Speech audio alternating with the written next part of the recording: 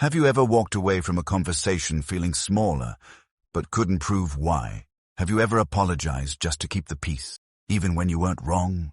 What if the most dangerous toxicity doesn't explode? It erodes.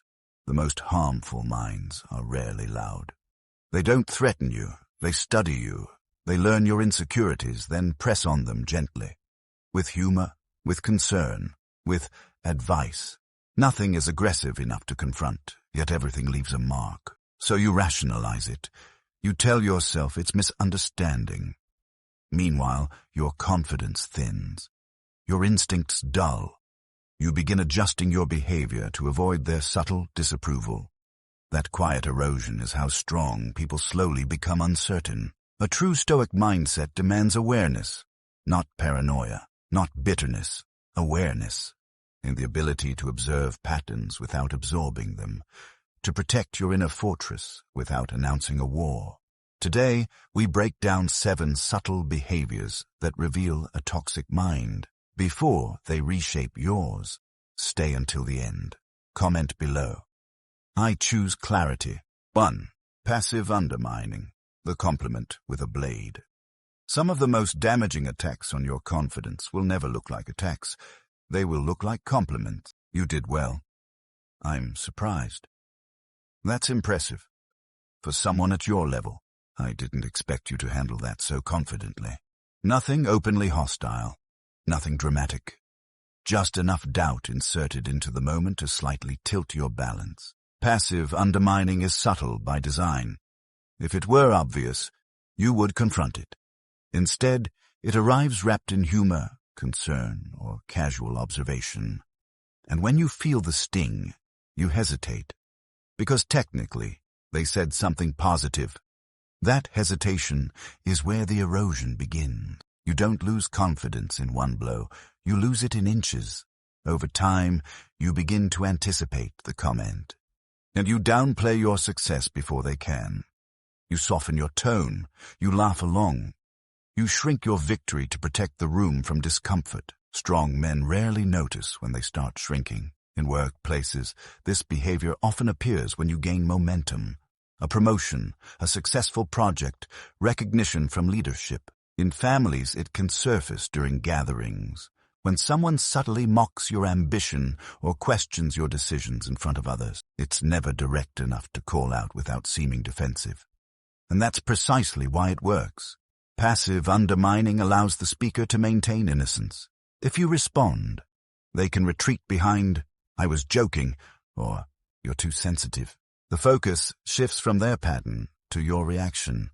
A Stoic mindset demands that you step outside the emotional moment and examine the pattern. Ask yourself, is this a one-off remark or a recurring theme? Do these comments appear when I grow? Do I feel respected after our conversations, or slightly reduced? Patterns reveal intention more clearly than words. The Stoic response is not immediate confrontation. It is controlled awareness. First, pause. Silence after a backhanded compliment creates space. Often, the discomfort will move back to the speaker. Not every jab deserves a dramatic reaction. Some deserve a steady stare. Second, clarify calmly. What do you mean by that? No anger, no sarcasm, just curiosity. Subtle manipulators depend on ambiguity. When forced to explain their implication, their confidence weakens. Third, detach internally. Marcus Aurelius reminded himself that other people act according to their own limitations. Their remark reflects their insecurity, not your identity. You do not have to absorb someone else's smallness. And here is the deeper truth. Passive undermining often grows from envy or quiet competition. The toxic mind feels threatened by your stability. Instead of improving itself, it attempts to subtly lower you. But you are not responsible for making others comfortable with your progress. You are responsible for protecting your inner standard. Confidence does not require applause, but it does require boundaries. If someone consistently leaves you feeling slightly diminished, believe the pattern, not the surface tone. The Stoic does not overreact. The Stoic does not internalize. The Stoic observes, adjusts, and, if necessary, limits access. Because strength is not loud, and erosion is rarely sudden. It is gradual, unless you decide to see it. 2. Chronic victim identity, the endless blame cycle. Not every toxic mind attacks you. Some exhaust you. The chronic victim does not compete with you, they recruit you. At first, they seem vulnerable. They tell you how unfair their boss is, how their partner misunderstands them, how friends betrayed them. There is always a story, and in every story, they are the wounded party. Individually, the stories sound believable, even sympathetic, but patterns reveal something deeper. In every conflict, they are innocent. In every failure, someone else is responsible. In every setback, the world is unjust. There is never ownership, never reflection, never growth. Over time, something subtle happens. You begin stepping into the role of rescuer. You offer advice. You defend them. You invest emotional energy trying to stabilize their chaos. And nothing changes. Next week, there is a new villain, a new betrayal, a new injustice. The chronic victim identity is powerful because it disguises irresponsibility as pain. And if you question it, you risk looking insensitive. After all, who challenges someone who is hurting? But here is the quiet danger. When you stay too long in a victim's orbit, you begin absorbing their worldview. You start noticing unfairness more than opportunity. You begin blaming circumstances more than adjusting strategy. You feel heavier, not because your life worsened, but because your perspective narrowed. This is emotional contagion. A Stoic mindset draws a clear line between empathy and entanglement. Empathy says, I understand this is difficult. Entanglement says, let me carry this for you. The Stoics were relentless about personal responsibility. Epictetus, once enslaved, did not build his philosophy around blame. He built it around control. What is within your power and what is not? The chronic victim avoids this distinction entirely. Everything uncomfortable is placed outside their control. Everything unpleasant is someone else's fault. Pay attention to repetition. Do they ever say, I handled that poorly? Do they ever admit, I need to improve? Or is every hardship proof that the world is against them? You cannot build strength in someone who refuses ownership. The Stoic response is discipline and restraint. First, do not rush to rescue. Advice given to someone committed to victimhood becomes fuel for their next complaint. Second, do not argue. You will not win a debate against a narrative built on emotion. You will only become the next antagonist in their story. Third, do not absorb. Their circumstances are not your identity. Their chaos is not your responsibility. This does not mean becoming cold. It means becoming clear. You can listen without carrying. You can support without surrendering. You can care without collapsing into their storm. Because here is the truth. If someone never takes responsibility, they will eventually blame you too. The Stoic protects his inner climate. He understands that perspective is contagious. And he refuses to adopt a mindset that weakens his agency. Compassion is strength, but responsibility is power. And no one can give that to someone who refuses to claim it. 3. Emotional energy drain. The conversation that leaves you. Smaller. Not every toxic interaction is explosive. Some are simply exhausting. You don't leave feeling attacked. You leave feeling depleted. An emotional energy drain rarely looks dramatic. There is no shouting, no obvious insult. Just a pattern of conversations that circle endlessly around problems. With no intention of resolution. Every discussion becomes heavy. Every topic turns negative. Every solution you offer is dismissed. The same frustrations replay on a loop, week after week, with new details but identical conclusions. Nothing improves. Nothing evolves. And slowly, you begin to notice something uncomfortable. After spending time with this person, your motivation drops. Your optimism thins. your mental clarity dulls. That is not coincidence. Energy-draining individuals often bond through negativity. Complaints become their currency. Drama becomes their connection point. If things are calm, they introduce tension. If things are stable, they highlight what might go wrong. They do not seek solutions, they seek engagement. And engagement costs you something. In professional environments, this can appear as the co-worker who constantly predicts failure. In families, it may be the relative who turns every gathering into a subtle critique session. In friendships, it shows up as endless venting without self-reflection. You start preparing yourself before seeing them. That preparation is a signal. A Stoic mindset teaches that your inner state is your responsibility. Marcus Aurelius described the mind as a fortress, not because it is rigid, but because it must be guarded. Not everyone deserves unlimited emotional access. Ask yourself, do our conversations create clarity or confusion? Do I feel stronger after speaking with them, or slightly diminished? Is there growth in our exchanges, or repetition? The emotional drain thrives on repetition without resolution. One of the most dangerous aspects of this behavior is normalization. You begin to accept exhaustion as part of the relationship. You tell yourself, that's just how they are. But adaptation is not the same as health. Strong people often believe they can outlast negativity, but resilience is not the same as absorption. The Stoic response is strategic containment. First, limit duration.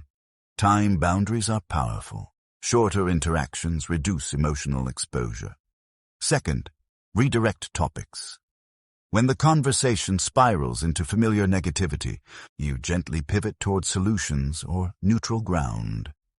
If they resist solutions consistently, that resistance reveals intention. Third, monitor your internal state.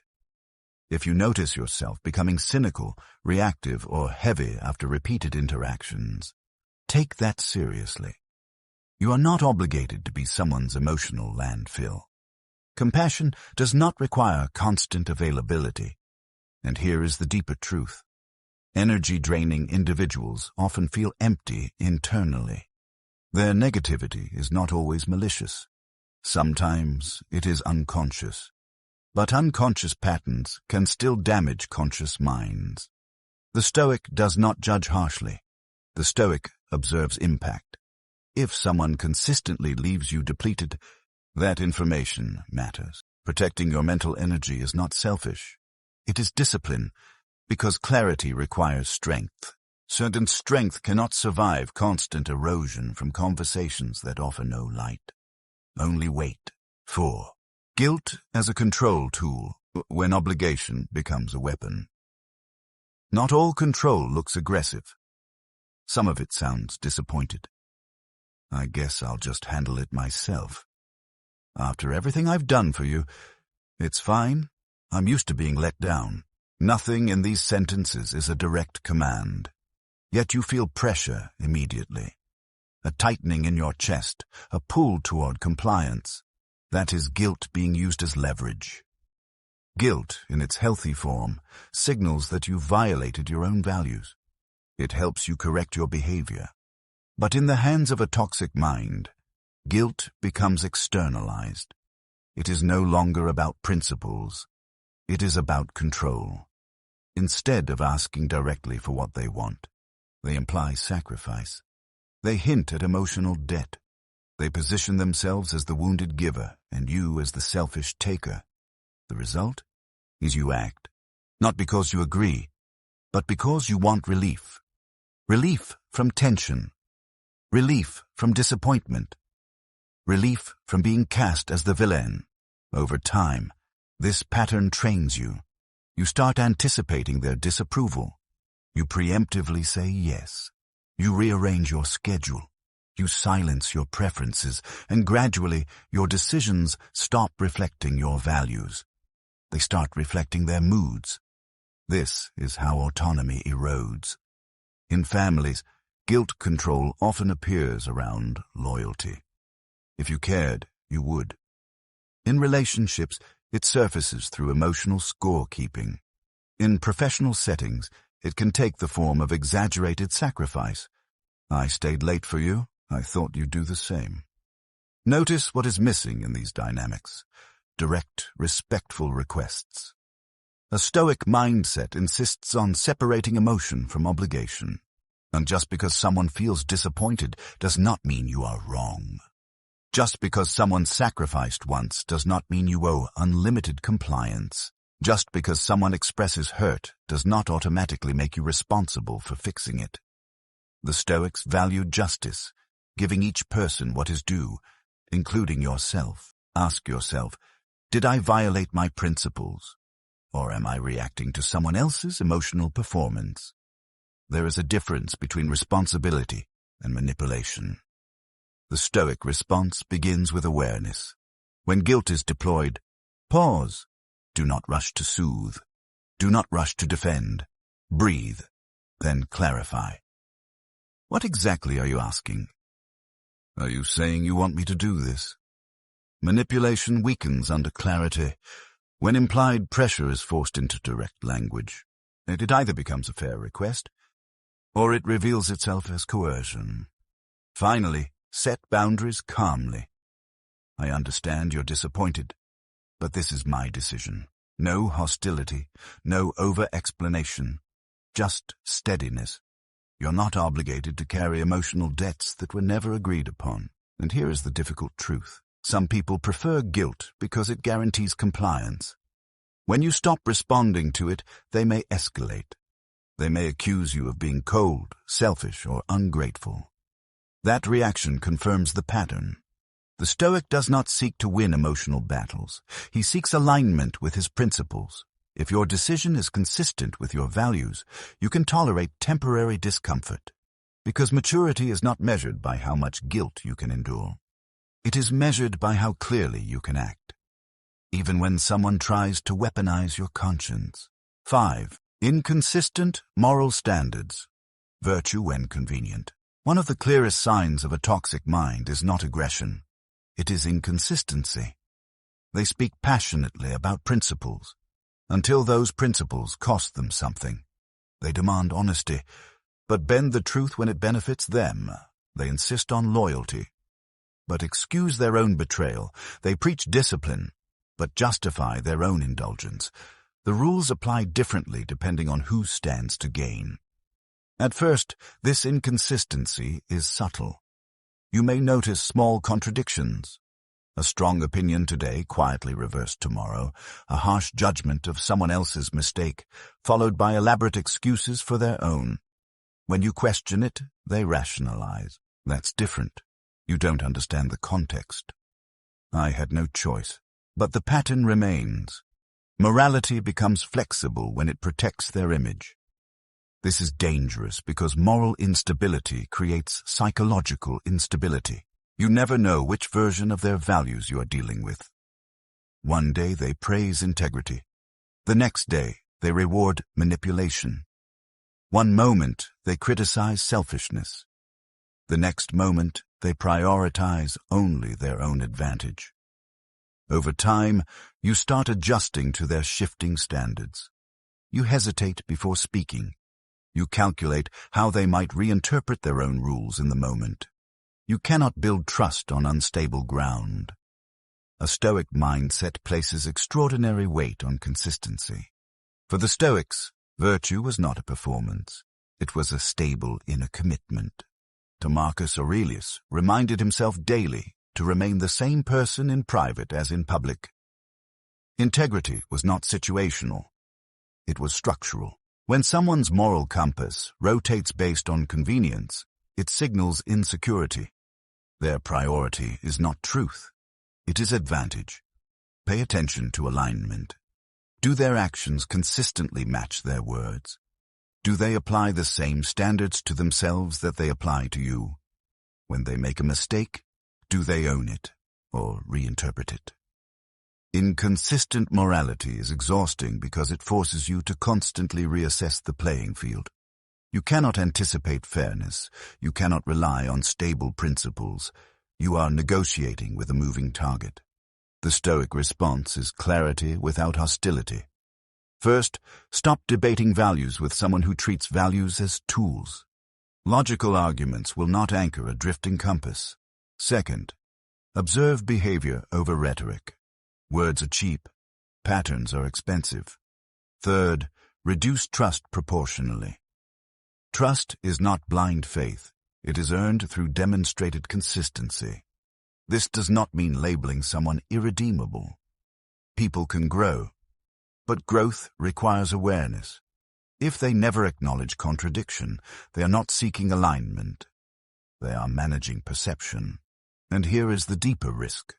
Prolonged exposure to inconsistent standards can distort your own. You may begin compromising small principles to maintain harmony. You may justify minor misalignments because that's how things work here. That is how environments decay. The Stoic guards his integrity carefully, not to appear superior, but to remain stable. Stability is power. When your principles are clear, you are less vulnerable to manipulation. Consistency builds trust. Convenience erodes it. A toxic mind bends morality to fit desire. A disciplined mind bends desire to fit morality. And only one of those creates lasting strength. 6. Hidden envy. Disguised as advice, when honesty masks insecurity. Envy rarely introduces itself as envy. It calls itself honesty. I'm just being real with you. I don't want you to get ahead of yourself. Are you sure that's a good idea? On the surface, it sounds protective, responsible, mature.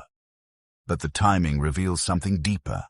The concern appears when you start growing, when you take a risk, when you gain recognition, when you become visible.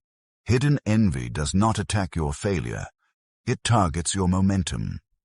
Unlike passive undermining, which slips in a subtle insult, disguised envy positions itself as guidance. It frames your ambition as impulsive, your confidence as arrogance, your progress as naivete. And because it's presented as advice, you hesitate to dismiss it. After all, wise people accept feedback. But there is a difference between constructive critique and subtle discouragement. Constructive critique is specific. It aims to improve your outcome. It remains consistent whether you succeed or fail. Disguised envy is vague. It questions your judgment broadly. It appears when you rise, not when you stumble, and it leaves you feeling uncertain rather than sharpened. Ask yourself, does this person celebrate my wins as enthusiastically as they question my risks? Do they offer solutions or just doubt? Do I feel empowered after their advice or slightly deflated?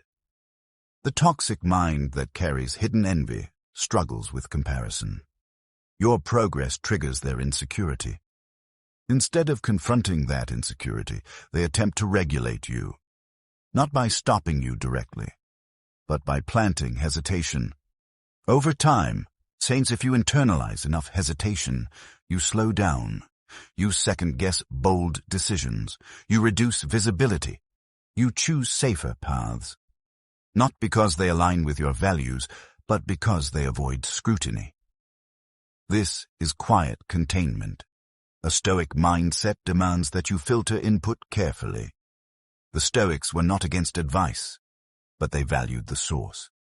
Epictetus warned against giving authority to opinions that weaken your reason. Not every voice deserves access to your mind. This does not mean rejecting all criticism. It means examining intent and impact. True allies want your strength to expand. They challenge you when necessary, but they also support your growth without resentment. Envy disguised as advice cannot do both. The Stoic response is internal calibration. First, pause before reacting emotionally to doubt. Now separate the content of the advice from the tone and timing. Second, assess credibility. Has this person built what they are warning you against? Do they demonstrate the discipline they recommend? Third, trust patterns. If encouragement disappears when you advance, that absence speaks loudly.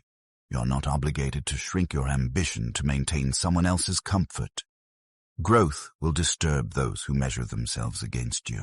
That disturbance is not your responsibility. A toxic mind tries to reduce others to preserve internal balance. A disciplined mind strengthens itself without weakening anyone else.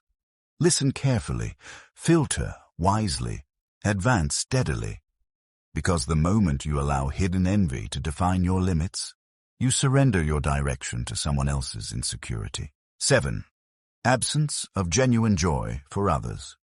When success feels threatening, there is a final sign that reveals more than words ever could. Watch how someone reacts to your success. Not what they say. Not the polite smile. Not the quick congratulations. Watch the pause. A healthy mind expands when others rise. It may feel its own ambitions stir, but it does not feel threatened. It understands that another person's achievement does not diminish its own potential. A toxic mind feels the opposite. Your promotion becomes their insecurity. Your stability becomes their comparison. Your happiness becomes a reminder of what they lack. And though they may never say it directly, their reaction tells you everything. The celebration feels forced. The subject changes quickly. The focus subtly shifts back to them. A little worse. They introduce doubt into your moment.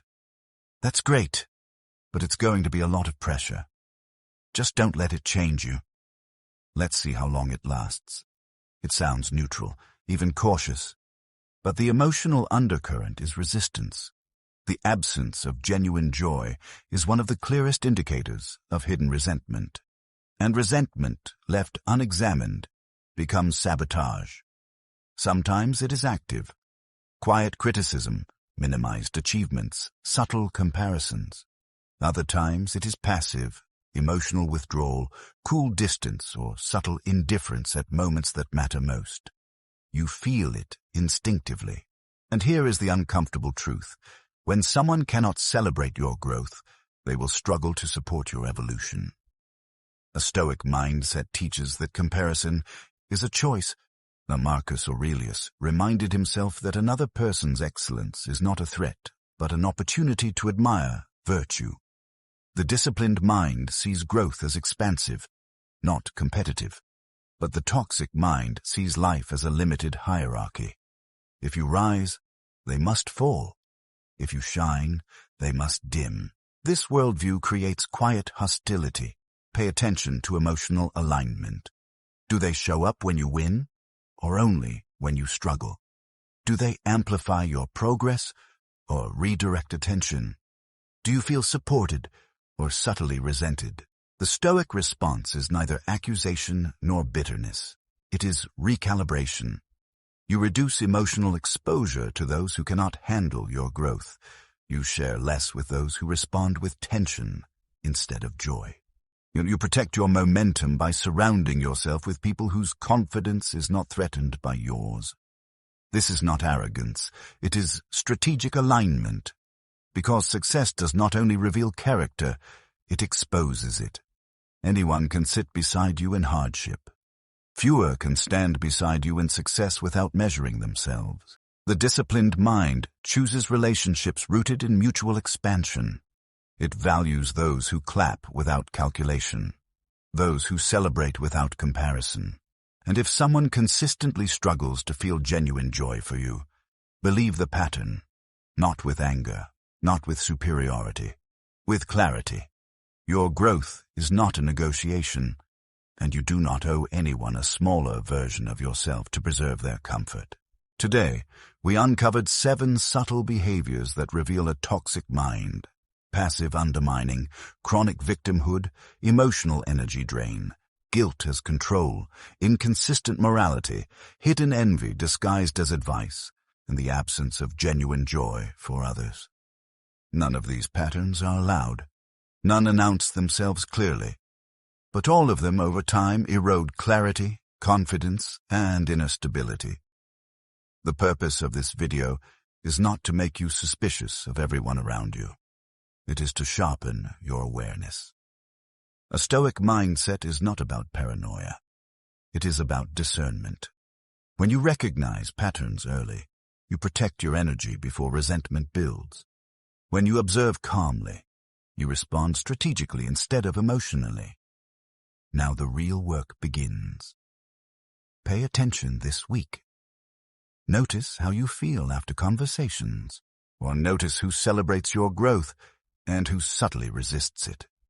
Most importantly, examine yourself. If you see traces of these behaviors within, correct them with discipline. Stoicism always starts inward. Protect your mind. Guard your standards. Choose clarity over comfort. If this resonated with you, leave a comment below and share your thoughts. Thank you for investing your time here. I appreciate your presence, and I'll see you in the next video.